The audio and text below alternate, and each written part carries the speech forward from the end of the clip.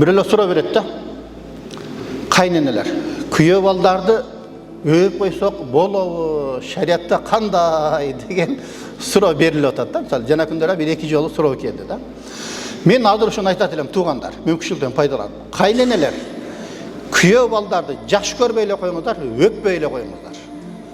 Анткени азыр ушундай заман болуп калды, кызыңардан айырмаңар болгону 10 жашта эле көрүнөт, көрүнүшүңөр. Чачыңарды жандырып алгансыңар, боенуп алгансыңар, атыр сыйынып алгансыңар. Анан сен күйөө балаңды өп койсоң, сени жактырып калып, кызың менен күндөш болуп жүр анан баягы жерде. Азыр канча ошондой окуялар, имам катары мешитте отурат, көп келип атат да. Кайнеси менен деле жашаган, кызы менен деле жашаган адамдарды көрүп атасыз. Кудай сактасын, кыяматтын белгиси.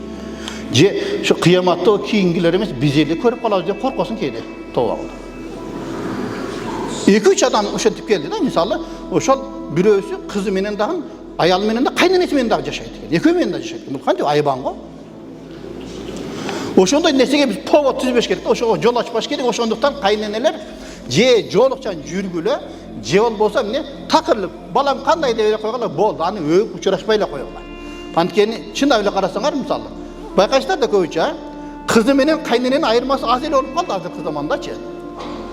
Чачтары кыска, боянгон, атырды чегинет, 60ка чыгып калса деле мини юбка кийип алган, жеңи кыска футболка кийип алган баягы жерде. Айырмасы жок болуп калды. Ошондон туугандар, мүмкүнчүлүктөн эскертип, пайдаланып айтайын, эскертип, ошол маселе негизи туура эмес. Сен азыркы заманда Кудайдан коркуп таква адамдар аз. Мисалы, күйөө балаң деле Кудайдан корккон таква адам болсо, ал саламдашмак эмес да. Туурабы? Анда деле таквалык жок, сенин бириң болсочу, анан бири-бириңди жактырып калсаңчы. Кудай сактасын. Ошол эле убакытта экинчи маселе. Келиндер, кайнатанын жанында жылаңбаш жүрсөк болобу деген суроолор келип атат. Ушул маселеге дагы мен айтам да, мурдакыдай азыр кадыр бартуу ошол салт сананы түшүнгөн кайнаталар азайып кетти. Намаз окуган, таква, адал, арам деген нерсени билген аксакалдар азайып кетти. Мисалы, мен билем кейбир аксакалдар, аялдар салам алейкум деп кол узатса, жеңин киргизе коюп туруп, жеңи менен саламдашчу эле. Ким көргөн ошондой аксакалдар? Көргөнсүзбү? Себеби бул жерде таквалык да. Себеби бул жерде эмне дейт? Эгерде эркек менен аял, чоочун аял менен эркек саламдашса дейт, ошого караганда чокту кармаган жакшыраак, чокту кармаса мээси кайнайт дейт. Ошо чоочун аялды кармагандан көрө ошол не? Чокту кармаган жакшы деп айтат. Ошол маселени булар түшүнгөн дагы не? Колун жеңине киргизип туруп жеңи менен саламдашкан да баягы жерде. Азыр эми ошончо анча-мынча мына имамдарга бизге деле кээде жеке куржунга жазылып калат, же келип арызданып калат. Кайнатам ошо күйөөм жогунда 1-2 жолу мага асылган. Мен кетем деп коркутканмын. Болду деп турат, 3 балалуу болдум, кайра дагы баштады ошол кылыгын. Бирдемке дейин десем, сен мени доказать ете албайсың деп айтат дейт. Көрбөйсүң, Кудай сактасын. Кудай сактасын. Ошондуктан келиндер кайнаталардын жанында жолукчан эле жүргүлөчү. Жолуңарды салып эле жүргүлөчү. Себеби бардык аталар бирдей эмес да, кайната бирдей эмес да, туурабы? Ар кандай. Ушундай бир заманга туш келди. Себеби баягы мешитте имам катары бизге арызданып келип атат да баягы жерде.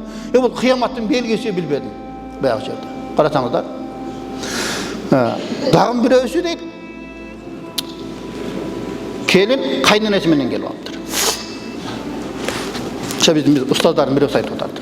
Эми бул шариат боюнча эмне дейсиң мен? Айтчы, эмне кылабыз? Мени менен дагы жашайт бул, апам менен дагы жашайт экен бул.